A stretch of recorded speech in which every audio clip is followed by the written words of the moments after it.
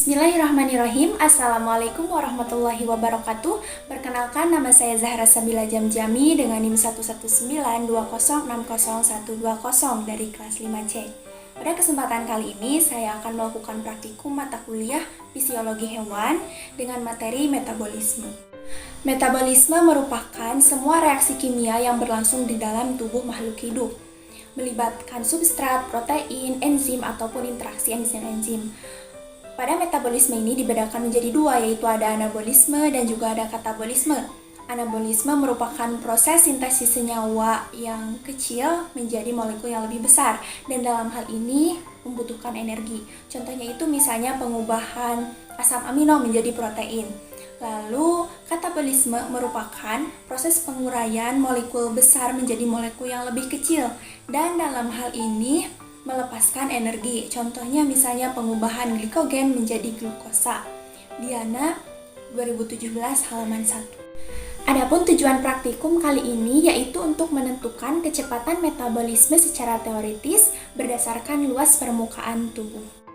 Alat dan bahan. Langkah kerja untuk praktikum ini, yang pertama, catat tinggi badan, berat badan, umur, dan jenis kelamin.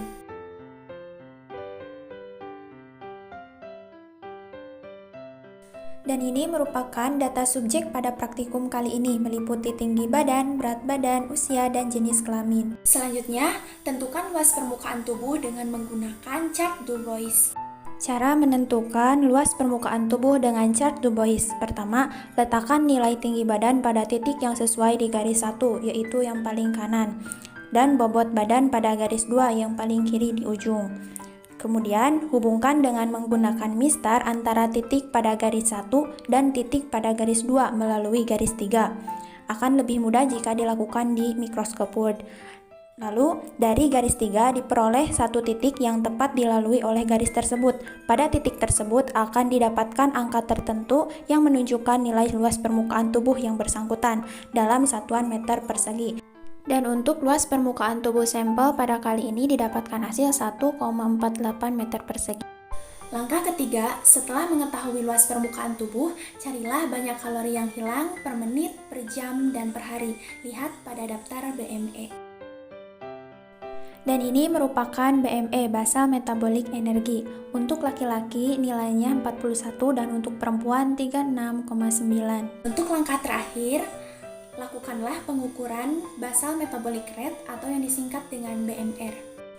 Adapun rumus perhitungan BMR, basal metabolic rate, yaitu BMR sama dengan L kali BME kali 24, dengan keterangan BMR basal metabolic rate, L luas permukaan tubuh, BME basal metabolic energy 24 waktu dalam jam selama sehari.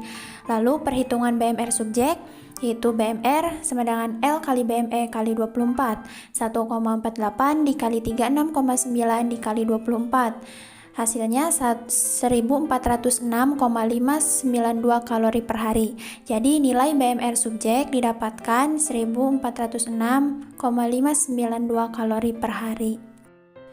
Berikut ini tabel hasil pengamatan. Nama Zahra Sabila Jamjami, usia 21 tahun, jenis kelamin perempuan, tinggi badan 158 cm, berat badan 49 kg, luas permukaan tubuh 1,48 meter persegi, BME 36,9, BMR 1406,592 kalori per hari. Pembahasan. Metabolisme adalah proses kimia yang terjadi dalam tubuh makhluk hidup dan dalam selnya. Konsep dasar metabolisme terdapat pada rangkaian reaksi yang melibatkan substrat, enzim, protein, dan interaksi antar enzim. Menurut Yustiningsih 2018 halaman 53. Kemudian, metabolisme basal rate adalah kebutuhan energi minimal yang dibutuhkan oleh tubuh untuk menjalankan proses tubuh vital. Menurut Atsam 2020 125. Kebutuhan energi metabolisme basal yang dimaksud ini ialah jumlah energi yang diperlukan untuk pernapasan, peredaran darah, pekerjaan ginjal, pankreas, alat tubuh, dan untuk proses metabolisme dalam sel dalam mempertahankan suhu tubuh. Laju metabolisme basal ini dinyatakan dalam kilogram berat badan per jam. Nah, angka ini akan berbeda antar orang tergantung perubahan fisik dan lingkungan yang dihadapinya. Oleh karena itu, berdasarkan sampel bahwa energi metabolisme basal atau energi minimal yang dibutuhkan oleh sampel subjek yaitu sebesar 1406,592 kalori per hari agar semua fungsi vitanya berjalan dengan lancar. Selanjutnya, pertanyaan. Yang pertama, jelaskan mengapa berdasarkan hasil pengukuran yang telah dilaksanakan terjadi perbedaan kecepatan metabolisme. Jawabannya, ada beberapa faktor yang menyebabkan terjadi perbedaan kecepatan metabolisme ini, meliputi yang pertama perbedaan usia, di mana seiring bertambahnya usia, maka massa otot tubuh akan semakin tergantikan oleh massa lemak, maka semakin banyak jumlah lemak dalam tubuh, semakin lambat pula laju metabolisme yang terjadi. Yang kedua, perbedaan jenis kelamin, di mana dalam hal ini laki-laki biasanya memiliki otot yang lebih banyak dan lemak yang lebih sedikit dibanding perempuan walaupun dalam usia dan berat badan yang sama. Oleh karena itu, tubuh laki-laki cenderung membakar kalori lebih banyak dibanding perempuan. Yang ketiga, besar dan luas permukaan tubuh, di mana orang yang bertubuh besar dengan bidang permukaan tubuh yang luas, maka akan membutuhkan metabolisme yang besar pula. Dan dalam hal ini, jika orang yang besar dan orang yang kecil melakukan gerakan fisik yang sama, biasanya kecepatan metabolisme orang yang bertubuh besar akan lebih besar pula dibanding orang yang bertubuh kecil. Yang keempat, komposisi tubuh. Kaitannya dengan tinggi badan dan berat badan. Orang yang memiliki badan lebih besar dan tinggi, ia akan memiliki kecepatan metabolisme lebih besar dan tinggi pula, karena mereka membutuhkan energi yang besar untuk mengimbangi panas tubuh yang hilang dari tubuhnya. Yang kelima, jaringan aktif.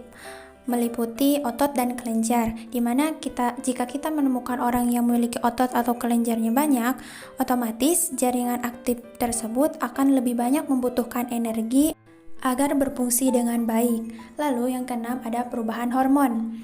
Beberapa hormon dapat mempengaruhi kecepatan metabolisme, salah satunya hormon tiroid, di mana jika tubuh kekurangan hormon tiroid, laju metabolisme juga akan melambat.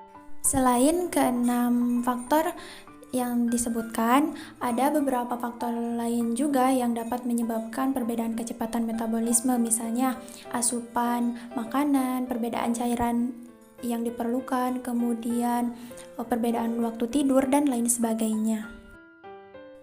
Nomor 2 yaitu di mana tempat terjadinya metabolisme, jelaskan.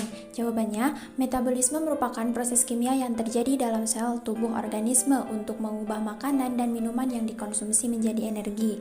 Proses metabolisme ini sebagian besar terjadi dalam sel-sel penyusun organ usus, namun bisa juga terjadi dalam sel-sel hati, sel otot, sel lemak, dan lain sebagainya.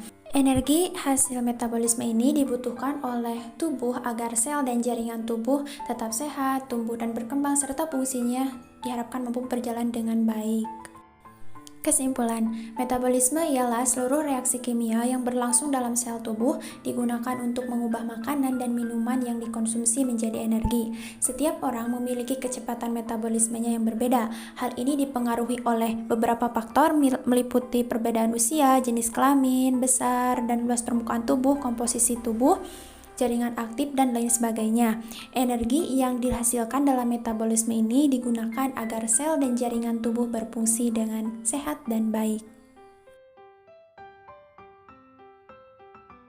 Sekian pemaparan dari saya.